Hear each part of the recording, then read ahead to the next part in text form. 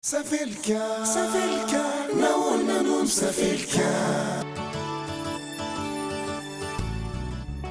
Asaiko indray ianao hiaraka itsika, hiaraka isento, hiaraka itokiky, hiaraka ivetsy ny andavanandro tany. Kalo tsara rindra no ravaka sikady tendrina anobohitrady. Lol, lot of love, fitiavana tsiritra. Asaiko ianao ampita ny tontolo ny mahantra vesara ny lezaka. Any herendy miaritra, hiadana finaritra ilay vady ny ratsiana, hikala verotiana. Asaiko ianao hivimbina kiry serpo ho an'ny dadatoa rasonina, mandositra ny lasany.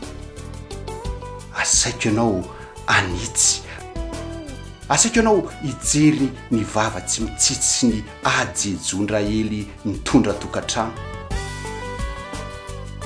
Avy ihalamoamo amin'ny sangy sotasota sy ny afetseny bota. Asaiko ianao hitsara ny fefy sy ny atsara ny herim-pombehivavy rehefa miatrikady.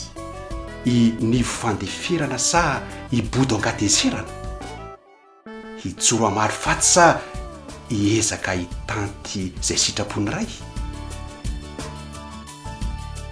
Meteza asaiko indray, fa ho tombanantsika ny fika politika amin'ny sarisaritsena finanandrabetrena. Asaiko ianao atsiaro ny fahorim-bahoaka sy ny ezakira maro miezaka ampivoatra, fa mbola tsy tafita tanaty taona maro. Safelika, anasako anao anandrana aminany toy ny tantara. Fireo zatovavy ihany miezaka ho tsara, manovy fahalalana.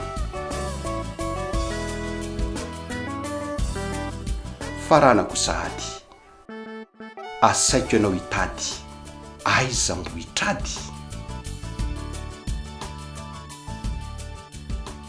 Safelika, naona no Safelika.